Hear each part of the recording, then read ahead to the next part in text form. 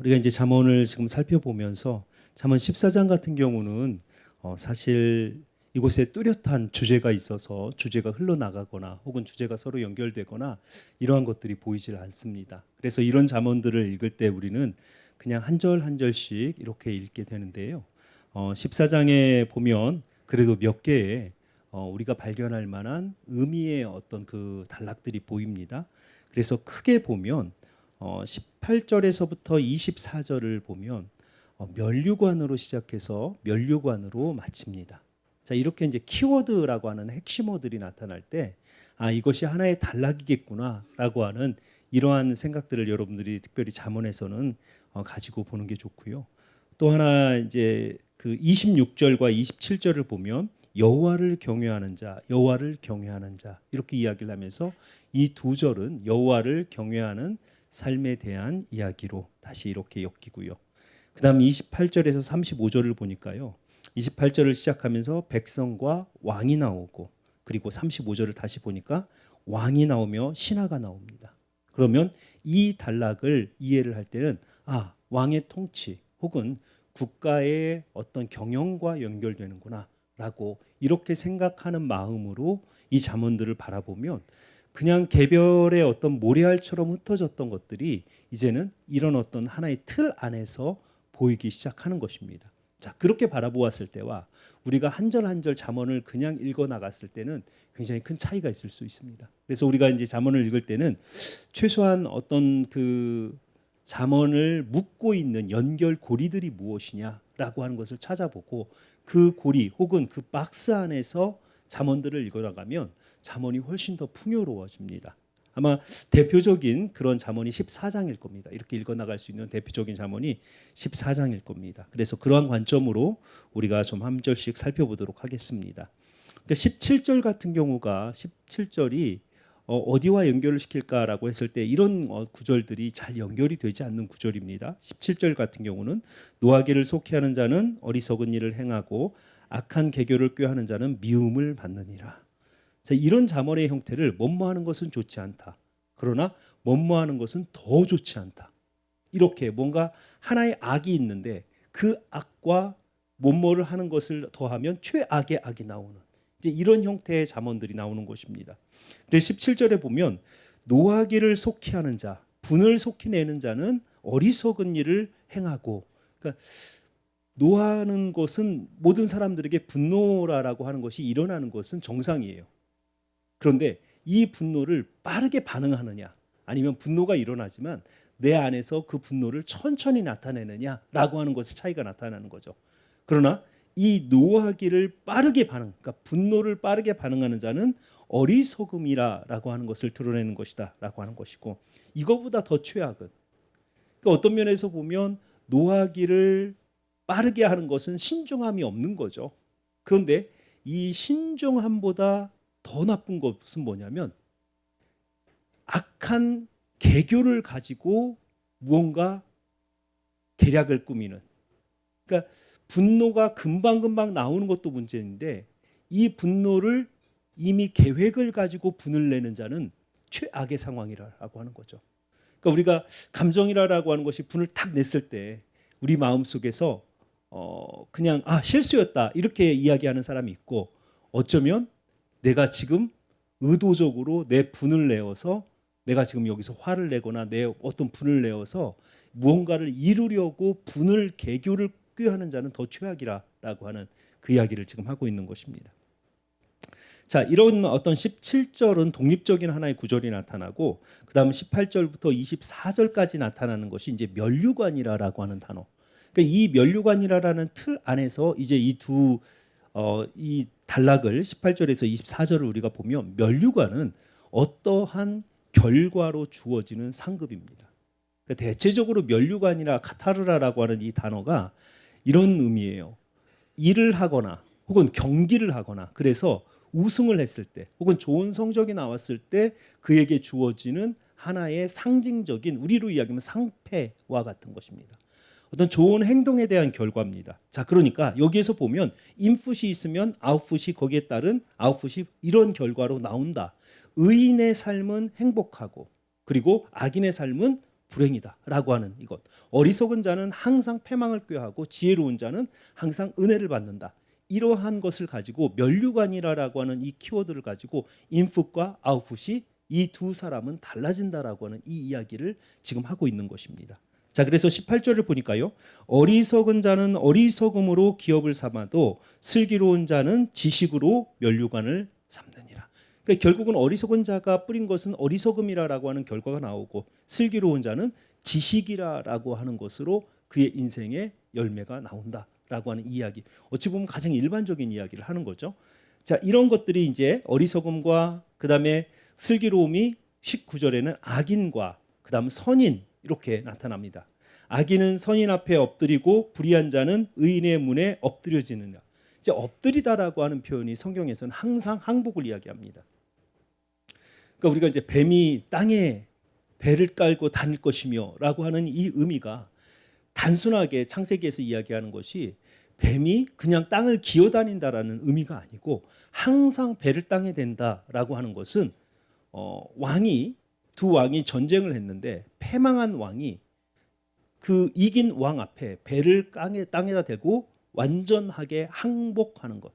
그래서 어떤 계약의 관계, 그렇게 전쟁에서 패망의 관계를 할 때는 언약을 맺을 때 짐승을 잡아서 피를 흥건하게 흐르게 하고 배까지 다 진 왕은 땅에다가 엎드려서 자기 배에까지 피가 다 묻게.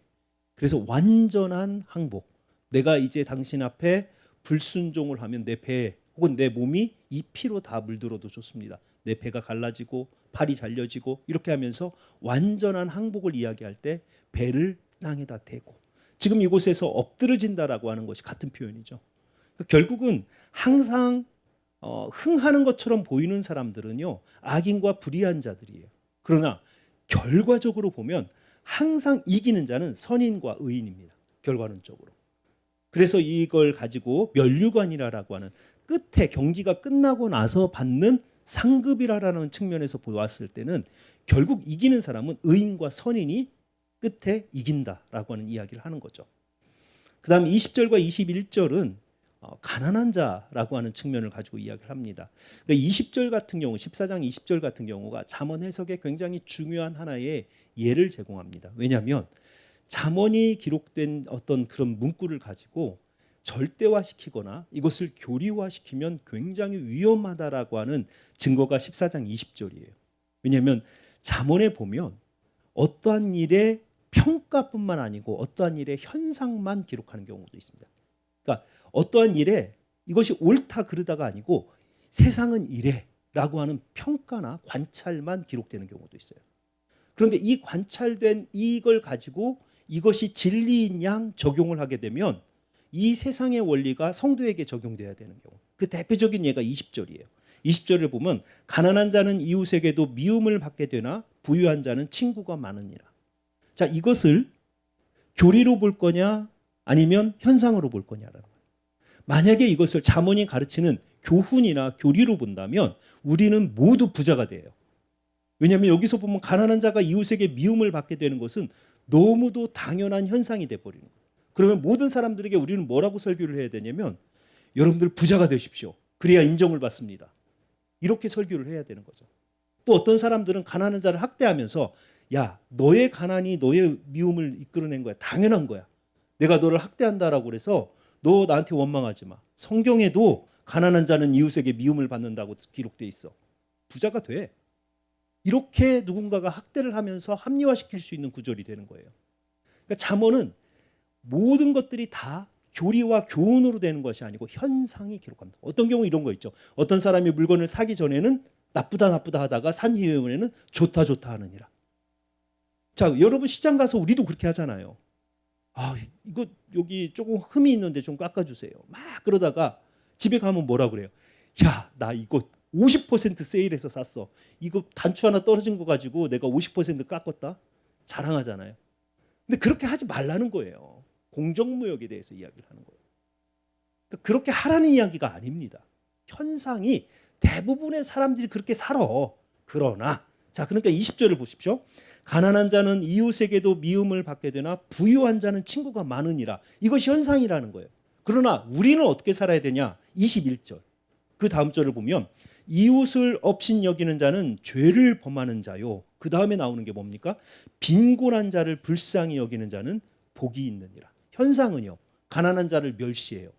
그러나 지혜 있는 자는요, 이웃을 업신여기는 것은 죄라라고 하는 것을 알고 빈곤한 자에게 긍휼을 베푸는 자가 결국은 복을 받게 된다. 자, 그러면 우리는 20절은 어디와 함께 읽어야 돼요? 21절. 그리고 더 나아가서 31절. 31절을 한번 보십시오. 뭐라고 이야기합니까? 가난한 자를 학대하는 자는 그를 지으신 이를 멸시하는 자요. 궁핍한 자를 불쌍히 여기는 자는 주를 공경하는 자니라.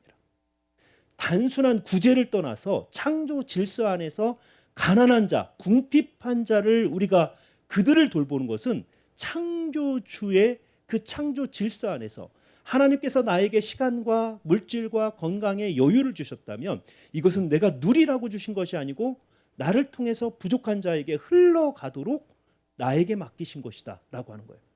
가난한 자를 내 옆에 두신 것은, 궁핍한 자를 내 옆에 두신 것은 나에게 여유를 주신 것이 그에게 흘러가도록 내 눈에 가난한 자를 보이게 하신다는 거예요.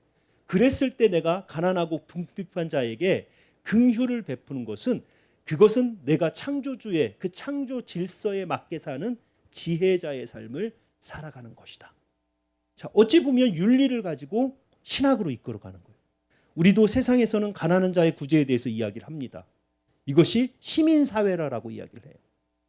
그러나 성경은 이것을 시민법이 아닌 하나님의 창조 질서, 가난한 자를 멸시하는 자는 그 가난한 자를 지으신 창조주를 멸시하는 것이다.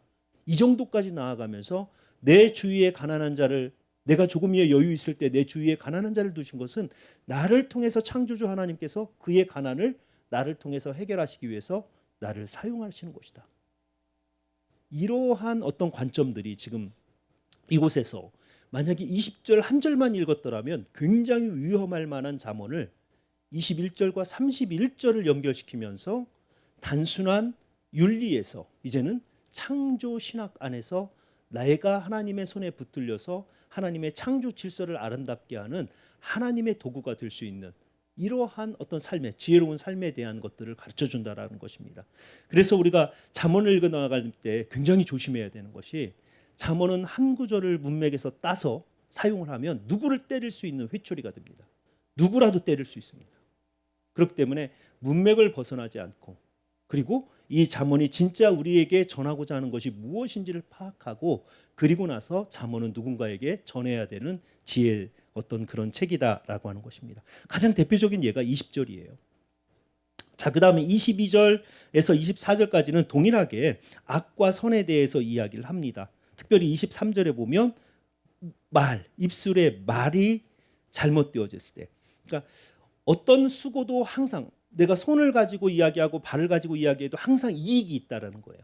그러나 입을 가지고 말을 하면 할수록, 입은 일을 하면 할수록 더 가난해진다.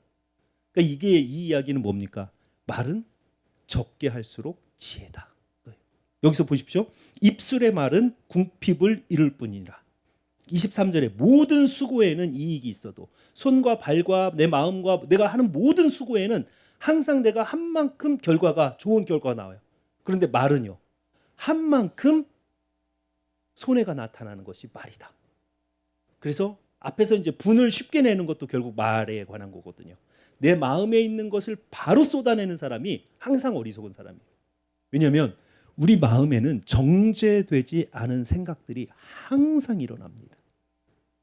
그래서 이 마음에서 막 구정물처럼 막 그 정제되지 않은 생각들이 일어날 때 입을 여는 순간 내 말은 쓰레기가 되는 거예요. 이 안에서 일어나는 그 시궁창과 같은 그 냄새들이 막 내 입을 여는 순간 나오는 거예요.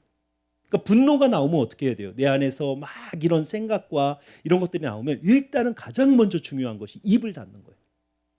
그러니까 여러분들 마음속에 분노가 일어나고 어떠한 마음의 복잡한 환경이 일어나고 이랬을 때 가장 조심해야 되는 것은 그 순간에 입을 여는 순간 여러분들의 어리석음이 드러날 뿐만 아니고 공동체가 파괴됩니다.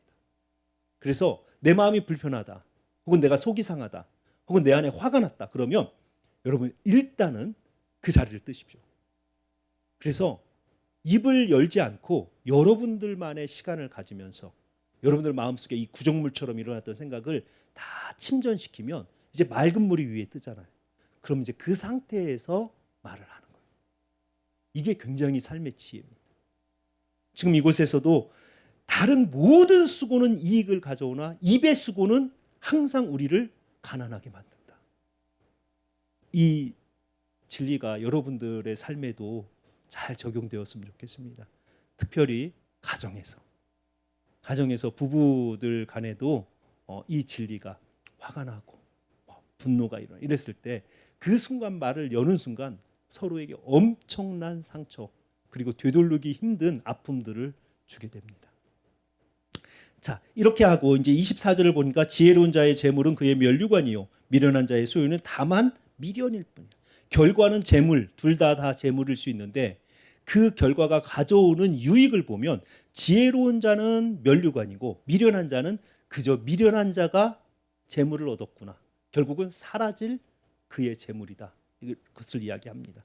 자, 그래서 18절에서 24절을 보면 다양한 형태의 인생의 결과, 내 손과 발과 생각과 이렇게 내가 살았을 때 그러한 결과들이 나의 인생에 어떤 면류관으로 오느냐라고 하는 그 이야기를 하고요. 그 다음에 25절은 또 하나의 독립적인 잠언이 나옵니다. 25절 진실한 증인은 사람의 생명을 구원하여도 거짓을 뱉는 사람은 속이느니라. 굉장히 법정적 용어죠. 왜냐하면 고대 이스라엘에서는 증인이 증거나 이런 것보다 훨씬 증인의 말이 큰 효력을 가지고 있었기 때문에 어떤 사람이 법정에서 거짓말을 한다라고 하는 것은 이스라엘 공동체 자체의 사법체계 혹은 정의를 다 무너뜨릴 수 있는 것입니다. 그래서 특별히 성경에는 거짓말하는 것을 굉장히 크게 봐요. 큰 죄악으로 봅니다. 왜냐하면 이 거짓말이 결국은 그 사회의 모든 질서를 다 무너뜨릴 수 있는 가장 첫 번째 하나의 위험 요소가 거짓이기 때문에 그렇습니다. 그래서 25절에 보면 진실한 증인과 거짓을 뱉는 사람의 어떤 그 결과에 대해서 이야기를 합니다. 그래서 생명을 가지고 진실한 증인은 사람의 생명을 구원하여도 거짓말을 뱉는 사람은 전체 사회를 속이느니라 이렇게 되겠죠. 자, 26절과 27절은 다시 여호와를 경외한다라고 하는 이 두 가지를 가지고 26절, 27절이 이어지는데요. 이렇게 봅니다. 여호와를 경외하는 자에게는 견고한 의뢰가 있나니 그 자녀들에게 피난처가 있느니라.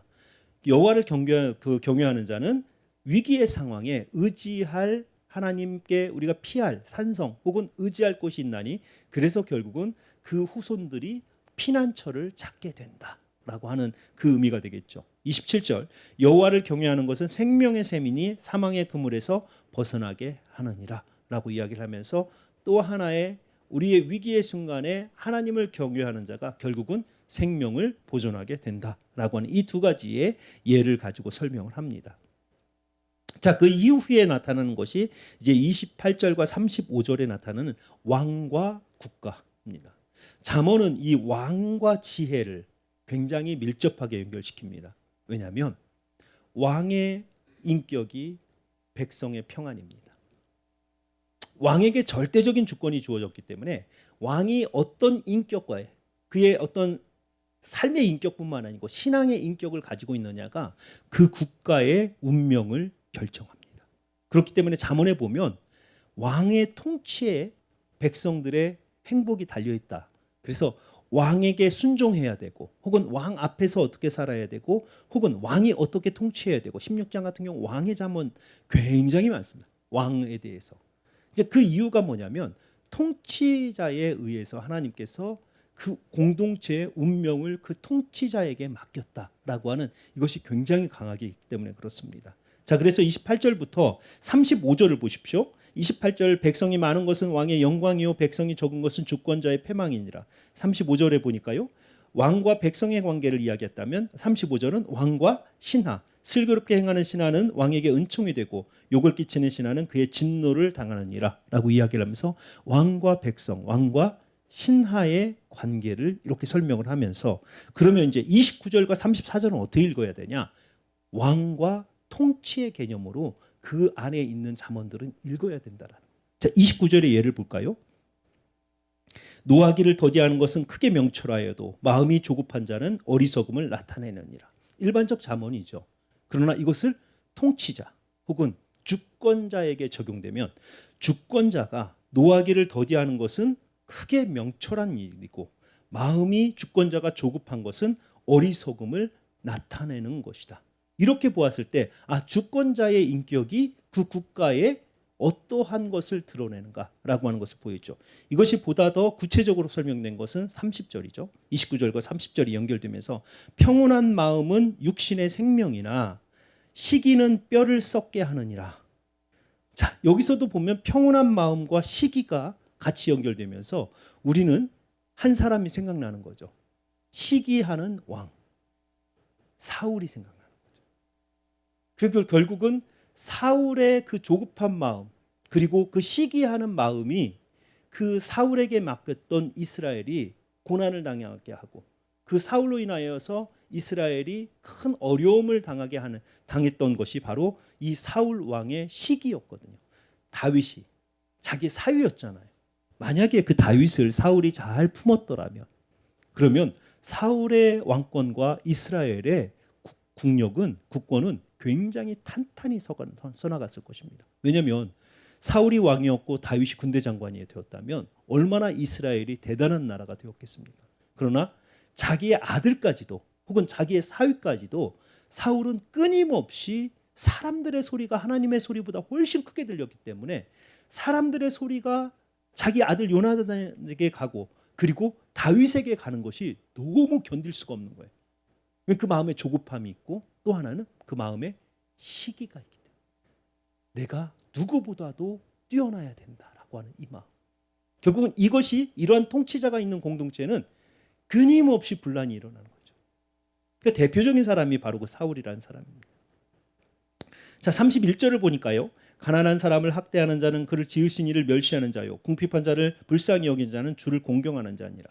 일반적 자문이 될 수도 있겠죠. 그러나 여기서는 통치자가 백성 가운데서 가난한 자를 학대하는 것은 그를 지으신 하나님을 학대하는 것이고 궁핍한 자를 통치자가 불쌍히 여기는 것은 하나님을 공경하는 것이다.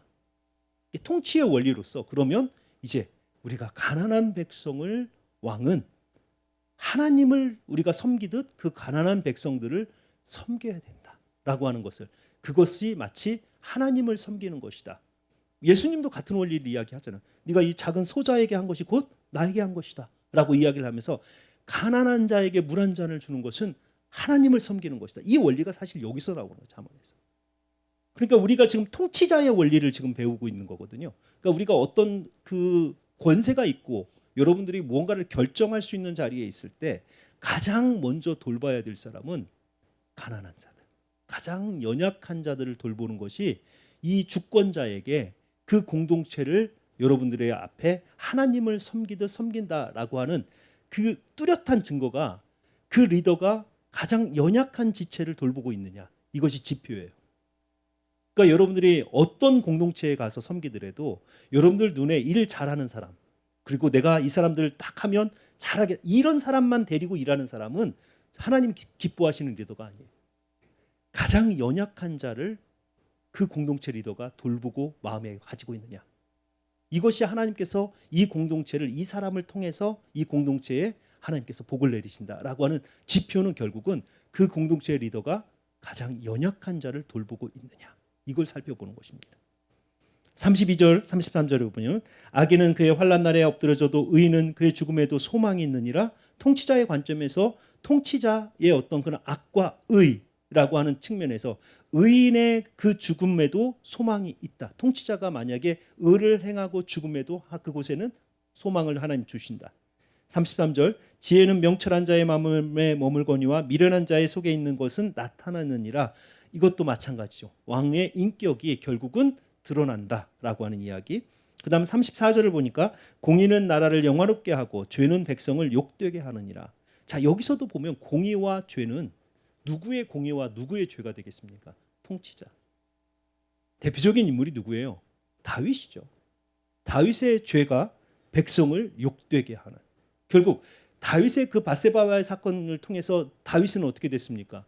쫓겨나기도 하고 그다음 뭐 아들에게도 수치를 당하고 백성이 수치를 그 완전히 뭐 나라가 아들에게 그 혁명 쿠데타가 일어나서 하고 요압이 반란을 일으키려 하고 곳곳이 국가가 완전히 쑥대밭이 되잖아요. 그럼 가장 피해를 받은 사람 물론 다윗도 피해자라고 볼 수 있겠지만 가장 피해자는 누구예요? 백성들이죠. 그 결국은 왕의 인격이 그 백성과 그 나라의 운명을 좌우한다라고 하는 것을 다시 한번 우리에게 나타나는 것입니다. 여러분들이 서는 모든 자리에서 여러분들이 리더로 서 있는 자리에서 여러분들의 인격이 그 공동체의 운명을 좌우할 수 있다. 내가 죄를 지으면 그 공동체가 큰 고통을 당한다. 이게 여러분들이 어느 선에 중간 리더냐 아니면 탑 리더냐 가면 갈수록 이 무게감은 엄청납니다. 그러니까 결국은 편하게 이야기할 수 있는 것, 편하게 살 수 있는 어떤 상황이 여러분들의 위치가 조금씩 리더로서 세워져 가면 모든 것들이 다 제한되는 거예요. 제가 반바지를 다 버렸습니다. 반바지를 입고 어디 나가면 안 되겠다 싶은 거죠. 왜 그래요? 누군가를 만났을 때 그냥 그 슬리퍼에다 반바지를 교수할 때는 누구를 만나도 슬리퍼에 반바지를 입을 수 있는데 슬리퍼에 반바지에 그냥 편한 면티를 입고 다녔다가 누구를 만나면 왠지 목사님이 정숙하지 못하게 저러고 이래지는 거예요. 점점 행동 하나가 저분이 어느 교회 목사님이래. 그런데 저렇게 입고 다녀. 이런 거 있잖아요. 이런 것들이 뭔가 제한되는 게 굉장히 많아요. 그런데 하물며 죄. 이렇게 그냥 복장 하나도 그러는데 누가 죄를 지었다라고 해보십시오. 그러면 그것이 한국 교회, 한국 사회, 그 교회 공동체에 얼마나 큰 욕을 보이는 그런 일이 되겠습니까? 그런 면에서 우리는 정말 여러분들이 점점 누구를 이끌어가는 그 리더십의 탑에 가면 갈수록 여러분들의 말, 행동, 삶 다 조심하셔야 돼요. 이런 것들이 결국은 여기 통치자의 그 원리 안에서 지금 설명이 되어지는 겁니다. 그다음 마지막에 슬기롭게 행하는 신하는 왕에게 은총을 입고 욕을 끼치는 신하는 그의 진노를 당하느니라. 통치 안에서 이제 그 왕이 그와 함께 일하는 동역자들, 슬기롭게 하는 그리고 욕을 끼치는 신하. 이렇게 통치 원리 가운데서 어떤 사람들과 함께 하느냐라고 하는 것이 왕에게 이런 영향을 준다라고 하는 이야기를 합니다. 자, 14장 17절에서 35절 어찌 보면 모래알처럼 흩어져 있는 잠언인데요.